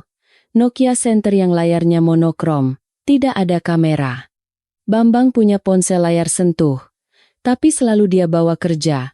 Ningsih punya iPhone keluaran terbaru yang dia beli dari uang santunan bapak. Kesempatan itu datang dari tempat sampah. Siang itu, Ningsih sedang marah-marah di kamar. Sialan, HP butut. Baru jatuh dikit layarnya retak. Dasar barang rongsokan. Dia melempar sebuah ponsel Android lama ke tempat sampah di dapur. Sari, buang sampah itu. Aku sudah beli yang baru. Aku mengangguk. Saat membawa kresek sampah ke depan, aku diam-diam mengambil ponsel itu. Layarnya memang retak parah di pojok kanan. Tapi badannya masih utuh. Aku menyembunyikannya di balik tumpukan kayu bakar di gudang. Malamnya, saat semua tidur, aku mengutak-atik ponsel itu. Baterainya habis. Aku mencasnya diam-diam dengan charger milik Bambang di dapur. Berhasil. HP itu menyala. Layarnya retak 1000. Tapi kameranya masih berfungsi. Retakannya tidak menutupi lensa. Memorinya juga masih cukup untuk merekam video durasi panjang. Tanganku gemetar memegang benda pipi itu. Inilah senjataku. Senjata yang diberikan Tuhan lewat kebodohan dan kesombongan Ningsih. Hari Minggu. Hari yang tepat untuk eksekusi. Biasanya hari Minggu Bambang pergi memancing dengan teman-temannya dari pagi sampai sore. Ini adalah waktu favorit Bu Ratna dan Ningsih untuk berpesta. Tanpa Bambang, mereka bebas melakukan apa saja. Pagi-pagi sekali, aku sudah berdandan rapi. Mau kemana kamu? Gaya banget, tanya Ningsih sinis, melihatku memakai kerudung rapi. Saya dapat panggilan bantu-bantu masak di hajatan Pak Haji Mansur di desa sebelah, Mbak. Katanya butuh orang sampai sore. Lumayan, upahnya bisa buat beli susu Dio. Jawabku berbohong dengan lancar. Mendengar buat beli susu Dio, mata Ningsih berbinar. Oh, ya sudah sana. Jangan pulang sore-sore. Awas kalau nggak bawa duit. Iya Mbak. Oh ya, Bu Ningsih. Sari sudah masakan opor ayam dan sambal goreng ati. Ada di meja makan. Sari pamit ya. Aku mencium tangan mereka, lalu berjalan keluar rumah. Aku berjalan kaki sampai ke ujung gang. Memastikan mereka melihatku pergi. Aku menunggu di pos ronda kosong selama setengah jam. Sampai aku melihat Bambang pergi dengan motornya membawa alat pancing. Rumah itu kini hanya berisi 2 wanita ular dan 1 anak kecil. Aku menyelinap kembali lewat jalan belakang, melompati pagar tembok tetangga yang sedang kosong, dan masuk lewat pintu gudang yang sengaja tidak kukunci tadi pagi. Jantungku berdegup kencang seperti genderang perang. Jika ketahuan, habislah aku. Aku mengendap-endap masuk ke ruang tengah. Rumah sepi, suara TV terdengar dari kamar Bu Ratna. Pintu kamarnya sedikit terbuka. Aku mengintip. Bu Ratna masih di kursi roda. Ningsih sedang menyuapinya opor ayam buatanku. Enak juga masakan si babu ini, komentar Ningsih. Iya, lumayan. Untung dia bodoh, mau aja disuruh-suruh, sahut Bu Ratna sambil tertawa. Aku menahan napas. Aku harus menaruh ponsel ini di tempat yang strategis. Tempat yang bisa merekam seluruh ruangan tanpa terlihat. Mataku tertuju pada lemari hias di sudut kamar Bu Ratna. Di atas lemari itu ada tumpukan kardus bekas dan vas bunga plastik besar yang jarang dibersihkan. Posisinya sempurna, menghadap langsung ke tempat tidur dan area tengah kamar. Tapi bagaimana caranya masuk ke sana tanpa ketahuan? Tiba-tiba, Dio berlari masuk ke kamar. Mama, Eyang. Dio mau es krim. Ada abang es krim lewat. Ningsih berdecak kesal. Aduh, kamu ini jajan melulu. Ya sudah, minta duit sama Eyang. Ambil di dompet Eyang di laci, Ningsih. Sekalian kamu beli rujak di depan. Ibu pengen yang segar-segar, kata Bu Ratna. Kesempatan emas. Ayo Dio, kita beli, ajak Ningsih. Mereka berdua berjalan keluar kamar, menuju pintu depan. Bu Ratna sendirian di kamar, tapi dia sedang sibuk menghitung uang di dompetnya. Membelakangiku. Aku melepas sandalku. Dengan gerakan secepat kucing, aku menyelinap masuk. Langkahku tanpa suara di atas karpet. Aku menuju lemari hias, menyelipkan ponsel yang sudah kusetel pada mode perekam video di antara bunga-bunga plastik. Lensa kameranya mengintip lewat celah kelopak bunga mawar merah. Setelah memastikan posisinya pas, aku mundur perlahan. Tepat saat aku sampai di ambang pintu gudang, Ningsih kembali masuk membawa es krim. Nih, Bu. Kembaliannya. Hampir saja. Keringat dingin mengucur deras di punggungku. Aku bersembunyi di dalam gudang yang gelap dan berdebu. Menunggu. Gudang ini bersebelahan dinding dengan kamar Bu Ratna. Dindingnya terbuat dari triplek tipis, jadi aku bisa mendengar suara mereka dengan jelas, meski tidak bisa melihat. 1 jam berlalu. Kakiku kram karena berjongkok, tapi aku tidak berani bergerak. Tiba-tiba, musik dangdut koplo berdentum keras. Lagu Ojo dibandingke memecah keheningan siang. Asyik. Tarik, Mang. Seru Ningsih. Ayo Bu. Joget. Mumpung si Babu nggak ada. Si Bambang lagi mancing. Bebas kita. Lalu, terdengar suara yang paling ingin kurekam. Suara kursi roda yang didorong menjauh, diikuti suara hentakan kaki. Duk. Duk. Duk. Aduh. Pegal juga duduk terus di kursi setan itu. Suara Bu Ratna terdengar lantang dan bertenaga. Ningsih, lihat goyangan ibu. Masih lues kan kayak waktu muda. Wuih. Mantap Bu. Goyang gergaji kalah tuh. Ningsih tertawa terbahak-bahak. Di dalam gudang, aku membayangkan apa yang sedang direkam oleh kamera ponselku. Bu Ratna, wanita tua yang katanya lumpuh, sedang berjoget, melenggak-lenggok, mungkin bahkan melompat-lompat mengikuti irama gendang. Mereka bernyanyi, tertawa, dan mulai berbicara. Pembicaraan yang akan menjadi paku terakhir di peti mati mereka. Bu, kapan kita usir si Sari? Tanya Ningsih di sela-sela lagu. Sabar, Enduk. Tunggu sampai sertifikat tanah ini balik nama ke nama ibu dulu, jawab Bu Ratna. Napasnya sedikit terengah karena joget. Ibu sudah suruh orang kelurahan buat urus. Katanya butuh tanda tangan Sari, tapi nanti ibu palsukan saja. Gampang. Terus Mas Bambang gimana? Alah, Bambang itu gampang dibodohi. Nanti ibu bilang Sari selingkuh. Atau Sari nyuri emas ibu lagi? Bambang pasti langsung talak 3. Habis itu, rumah ini jadi milik kita sepenuhnya. Kita jual, terus kita pindah ke kota, beli ruko, buka usaha. Kamu cari suami baru yang kaya. Ibu tinggal ongkang-ongkang kaki. Wah, ide ibu brilian. Terus si Sari biar jadi gembel ya bu? Iya. Biar dia mati di jalanan. Siapa suruh mandul? Siapa suruh miskin? Air mataku menetes lagi. Tapi kali ini, bukan air mata kesedihan. Ini adalah air mata kemarahan yang membara. Mereka bukan hanya jahat. Mereka adalah kriminal. Mereka berencana memalsukan tanda tangan, merampas tanah warisan orang tuaku, dan membuangku seperti sampah. Cukup. Sudah cukup. Aku menunggu 2 jam lagi sampai mereka lelah dan musik berhenti.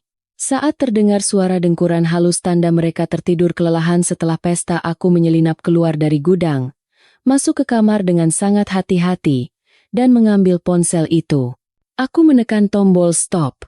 Video berdurasi 1 jam 45 menit. Tersimpan. Aku memasukkan ponsel itu ke dalam bungkusan plastik, lalu menyembunyikannya di dalam braku, tempat paling aman yang tidak mungkin digeledah. Aku keluar dari rumah itu lagi lewat jalan belakang, lalu berjalan memutar jauh agar seolah-olah aku baru pulang dari desa sebelah. Sore harinya, saat aku pulang ke rumah dengan wajah lelah, Bu Ratna sudah kembali duduk manis di kursi rodanya.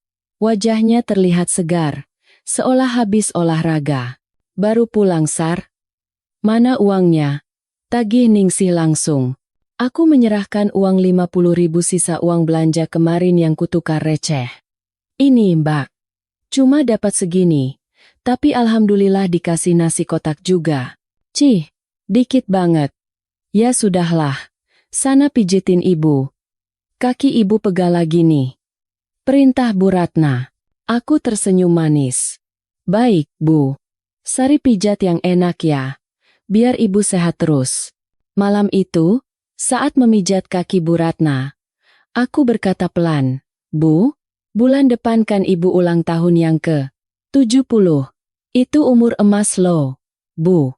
Jarang orang bisa sampai umur segitu. Bu Ratna membuka matanya. Terus kenapa? Gimana kalau kita bikin acara syukuran besar-besaran? Kita undang Pak RT, Pak RW, sama keluarga besar dari kampung Bapak. Kita bikin pengajian. Sekalian minta doa biar ibu cepat sembuh. Biar tetangga lihat kalau keluarga kita itu harmonis dan Mas Bambang itu anak yang berbakti. Mata Bu Ratna berbinar. Dia gila hormat. Dia paling suka dipuji dan dikagumi orang lain. Wah, boleh juga tuh. Tapi duitnya dari mana? Tanyanya pura-pura khawatir. Mas Bambang kan punya tabungan sedikit, Bu. Terus, Sari juga ada simpanan sedikit dari hasil kerja. Sari rela kok keluar uang demi ibu. Sari mau semua orang tahu kalau Sari sayang sama ibu. Bu Ratna tampak berpikir, lalu tersenyum lebar. Ide bagus, Sari. Tumben kamu pinter. Ya sudah, atur saja. Pastikan makanannya enak. Sewa tenda yang bagus. Undang semua orang. Aku mau pakai baju gamis sutraku yang baru. Baik, Bu. Sari akan siapkan kejutan yang paling spesial buat ibu, bisikku. Ya, kejutan. Sebuah pertunjukan layar tancap yang tidak akan pernah dilupakan oleh warga desa ini seumur hidup mereka. Undangan kematian bagi reputasi kalian sudah kusebar. Tinggal menunggu tanggal mainnya. Ide tentang pesta syukuran ulang tahun ke-70 itu disambut dengan antusiasme yang menjijikkan. Bagi Bu Ratna, ini adalah kesempatan untuk memamerkan umur panjang dan anak berbaktinya kepada seluruh kampung. Bagi Bambang, ini adalah ajang pembuktian diri bahwa dia sukses menjadi kepala keluarga. Dan bagi Ningsih, ini cuma alasan untuk berdandan dan pamer baju baru. Sari, pastikan tendanya warna emas dan merah marun ya. Itu warna bangsawan. Perintah Bu Ratna sambil mematut diri di cermin. Mencoba kebaya brokat mahal yang baru dibelinya tentu saja pakai uang simpanan rahasia yang diambil lewat Ningsih. Baik, Bu. Sari sudah pesan tenda VIP yang ada AC-nya. Cateringnya juga Sari pesan yang paling enak di kecamatan. Paket Sultan. Jawabku sambil mencatat di buku kecil. Uangnya cukup kan? Tanya Bambang sedikit cemas. Tapi matanya berbinar membayangkan pujian tetangga. Cukup mas. Aku gadai BPKB motor bututku dan pinjam sedikit ke koperasi desa. Tenang saja. Demi ibu, aku rela utang. Bohongku lagi. Padahal aku menggunakan uang muka dari pembeli tanah yang tertarik membeli tanah warisan orang tuaku yang sertifikat aslinya sudah kucuri balik dari kotak di bawah kasur Bu Ratna saat mereka lengah kemarin. Ya, aku sudah bergerak sejauh itu. Sertifikat tanah dan polis asuransi asli sudah aman di tangan pengacaraku, seorang teman lama waktu SMA yang kini jadi bantuan hukum gratis LBH. Kotak di bawah kasur itu sekarang hanya berisi kertas fotokopi tak berguna. Seminggu penuh rumah kami sibuk luar biasa. Bu Ratna dan Ningsih sibuk ke salon, luluran, dan fitting baju. Mereka memperlakukanku seperti event organizer pribadi yang tidak dibayar.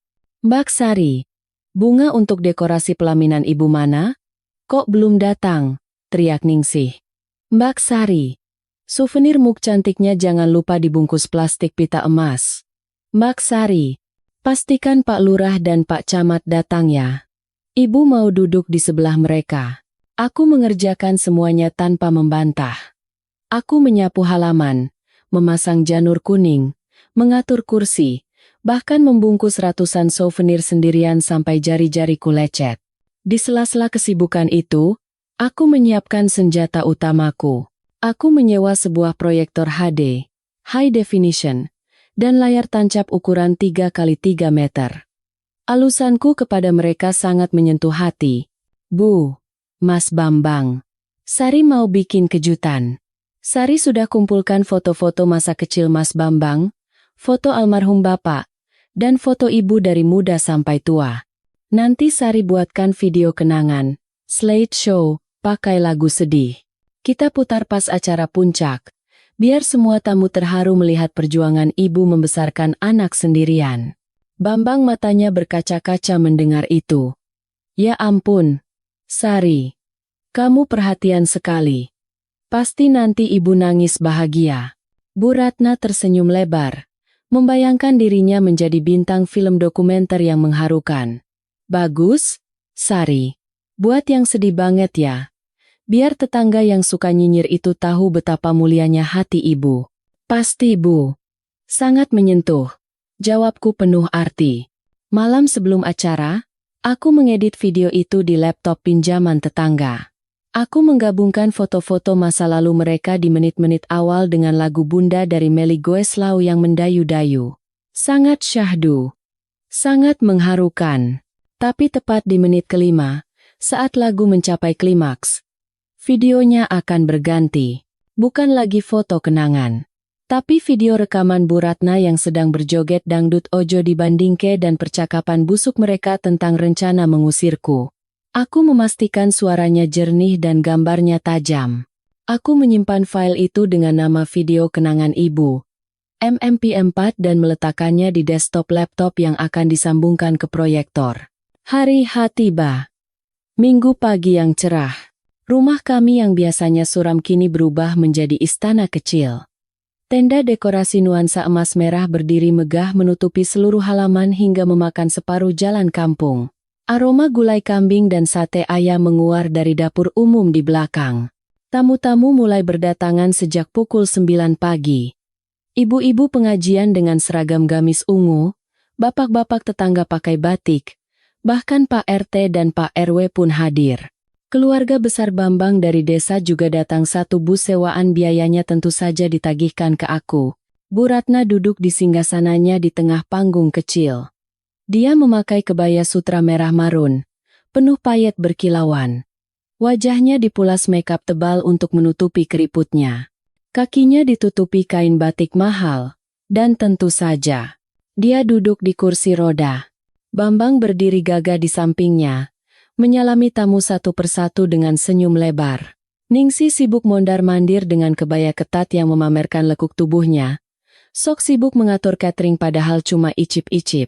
Dan aku memakai gamis sederhana berwarna putih polos. Wajahku tanpa make up, terlihat pucat dan lelah. Aku sengaja berpenampilan seperti abdi dalam yang menderita. Aku berdiri di pojok, dekat meja operator sound system dan laptop. Wah, Bu Ratna. Selamat ya, Bu. Panjang umur. Sehat selalu, kata Bu Tejo dengan suara cemprengnya, menyalami Bu Ratna.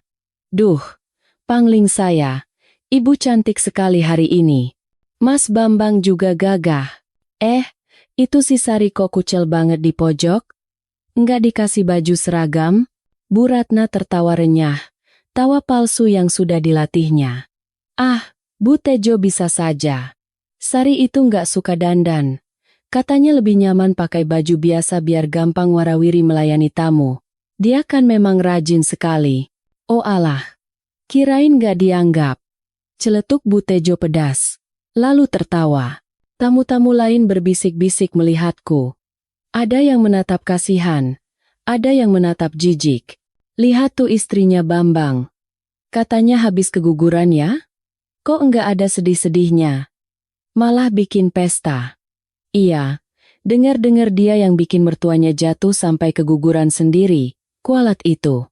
Untung Bu Ratna baik hati masih mau nampung mantu kayak gitu. Aku mendengar semuanya. Setiap kata-kata itu seperti bensin yang menyiram api dendamku. Tunggu sebentar lagi. Tunggu sampai kalian melihat siapa iblis yang sebenarnya. Acara dimulai dengan sambutan Pak RT. Lalu pembacaan ayat suci Al-Quran. Dan doa bersama.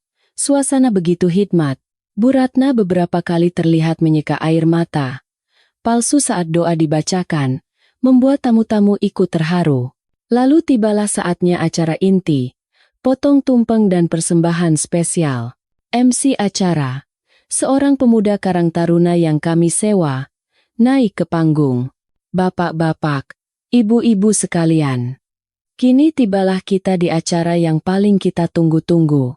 Sebagai bentuk rasa cinta dan bakti kepada ibunda tercinta, Mas Bambang dan Mbak Sari telah menyiapkan sebuah video kenangan spesial. Mari kita saksikan perjalanan hidup Ibu Ratna, wanita tangguh yang membesarkan anak-anaknya dengan penuh kasih sayang. Tepuk tangan gemuruh membahana. Lampu tenda diredupkan. Semua mata tertuju pada layar putih besar di samping panggung. Aku berdiri di meja operator. Jantungku berdetak sangat kencang, seolah mau meledak.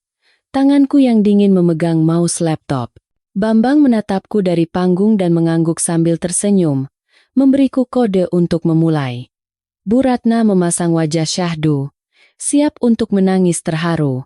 Bismillah, bisikku. Bukan doa untuk kebaikan mereka, tapi doa untuk keadilan. Aku menekan tombol play. Lagu Bunda mengalun lembut. Kubuka album biru, penuh debu dan usang. Di layar, muncul foto Bu Ratna saat masih muda menggendong Bambang bayi. Au! Penonton berseru kagum. Muncul foto Bu Ratna wisuda Bambang. Muncul foto pernikahan Bambang dan aku di foto itu wajahku terlihat masih ceria. Suasana menjadi haru biru. Beberapa ibu-ibu mulai mengusap mata dengan tisu. Bambang memeluk ibunya. Ningsih pura-pura menyeka sudut matanya. Bu Ratna menunduk, bahunya berguncang. Akting menangis. Video berjalan mulus selama 4 menit. Dan tibalah saatnya. Lagu Bunda tiba-tiba berhenti dengan efek suara scratch piringan hitam rusak. Hening sejenak. Penonton bingung. Loh, kok mati? Lalu, dum, dum, des. Intro musik dangdut koplo yang kencang meledak dari speaker besar. Lagu Ojo dibandingke versi remix menggelegar. Di layar, gambar berubah drastis. Bukan lagi foto slideshow, tapi video HD yang jernih. Terlihat jelas kamar Bu Ratna. Terlihat jelas Bu Ratna wanita yang barusan duduk lemas di kursi roda di atas panggung itu sedang berdiri di atas kasur, lalu melompat turun dengan lincah. Penonton terhenyak. Hening. Semua mulut terbuka. Di layar, Bu Ratna mulai bergoyang gergaji. Pinggulnya meliuk-liuk. Tangannya melambai-lambai. Dia tertawa lebar. Giginya terlihat jelas. Asowei. Tarik Ningsi. Suara Bu Ratna di video terdengar jelas lewat sound system ribuan watt. Ningsi di video muncul. Ikut berjoget. Mantap Bu. Goyang terus. Di atas panggung, wajah Bu Ratna berubah pucat pasi. Lebih putih dari mayat. Matanya melotot menatap layar. Dia mencoba berteriak, tapi suaranya tercekat. Bambang berdiri kaku seperti patung. Mulutnya menganga. Tapi video itu belum selesai. Musik di video mengecil. Berganti dengan suara percakapan mereka saat istirahat joget. Di layar, wajah Bu Ratna terlihat close up karena dia duduk dekat vas bunga tempat HP-ku sembunyi. Wajahnya penuh keringat dan senyum jahat. Bu, kapan kita usir si Sari? Suara Ningsih. Sabar, Nduk. Tunggu sampai sertifikat tanah ini balik nama ke nama ibu dulu. Ibu sudah suruh orang kelurahan buat palsukan tanda tangan Sari. Suara Bu Ratna menggema ke seluruh tenda. Gempar. Tenda itu meledak dengan suara kaget dari ratusan tamu. Haah, gila. Itu Bu Ratna. Palsukan tanda tangan? Di layar, video terus berlanjut. Terus Mas Bambang gimana? Alah, Bambang itu gampang dibodohi. Nanti ibu bilang Sari selingkuh. Bambang pasti langsung talak 3. Habis itu, rumah ini jadi milik kita. Sari biar jadi gembel. Siapa suruh mandul? Siapa suruh miskin? Video berakhir. Layar menjadi hitam. Keheningan yang mencekam menyelimuti pesta itu. Lebih sunyi dari kuburan. Semua mata ratusan pasang mata kini beralih menatap bintang panggung kita. Bu Ratna. Dia masih duduk di kursi rodanya. Tapi kini, kursi roda itu bukan lagi tahta, melainkan kursi pesakitan. Keringat dingin sebesar biji jagung mengalir di pelipisnya. Tangannya gemetar hebat mencengkeram pegangan kursi. Ningsih sudah merosot duduk di lantai panggung. Wajahnya ditutupi tangan karena malu. Bambang. Bambang perlahan menoleh ke arah ibunya. Wajahnya merah padam, urat lehernya menonjol. Tatapannya campuran antara kebingungan, rasa malu yang membakar, dan kemarahan yang baru saja meledak. Bu! Suara Bambang bergetar, terdengar lewat mikrofon yang masih menyala di dekatnya. Ibu! Ibu bisa jalan. Bu Ratna tergagap. Bambang! Ini fitnah. Itu video editan.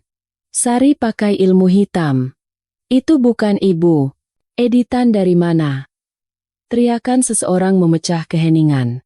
Aku berjalan keluar dari balik meja operator. Aku berjalan membelah kerumunan tamu yang otomatis menyingkir memberiku jalan. Aku berjalan tegak. Kepalaku terangkat. Tidak ada lagi Sari yang membungkuk. Aku naik ke panggung. Berdiri tepat di hadapan mereka bertiga. Aku mengambil mikrofon dari tangan MC yang bengong. Bapak-bapak, ibu-ibu, suaraku lantang dan tenang, menggema di speaker. Apa yang kalian lihat itu bukan editan. Itu direkam hari Minggu lalu, saat Mas Bambang pergi memancing. Aku menatap Bambang. Mas, kamu tanya kenapa anak kita meninggal? Kamu tanya kenapa aku keguguran? Bukan karena aku ceroboh. Tapi karena ibumu yang lumpuh ini sengaja menjatuhkan badannya yang berat ke atas perutku saat aku memapahnya. Dia membunuh anak kita. Mas, bohong. Bu Ratna berteriak histeris. Lupa menjaga image-nya. Dia refleks berdiri dari kursi rodanya untuk menunjuk mukaku. Dasar pelacur. Pembohong. Detik itu juga, seluruh tamu berteriak serentak. Berdiri. Bu Ratna sadar dia baru saja melakukan kesalahan fatal. Dia membeku. Dia berdiri tegak di atas dua kakinya sendiri di depan ratusan orang. Sandiwara 10 tahun hancur dalam 1 detik. Pak RT menggeleng-gelengkan kepala dengan wajah jijik. Bu Tejo dan ibu-ibu pengajian menutup mulut tak percaya. Tatapan memuja mereka berubah menjadi tatapan penghakiman. Dasar penipu. Tega banget sama mantu. Iblis berwajah manusia, usir dari kampung. Teriakan-teriakan cemoohan mulai terdengar. Ada yang melempar gelas air mineral ke panggung. Bu Ratna gemetar. Kakinya lemas, kali ini lemas beneran karena ketakutan. Dia terduduk kembali, tapi bukan di kursi roda, melainkan jatuh pantatnya membentur lantai panggung. Bambang menatap ibunya dengan tatapan kosong. Dunianya runtuh, surganya ternyata neraka. Dan aku? Aku hanya berdiri di sana, menatap kehancuran mereka dengan kepuasan yang dingin, tapi ini belum selesai. Masih ada satu pukulan terakhir untuk mengakhiri segalanya.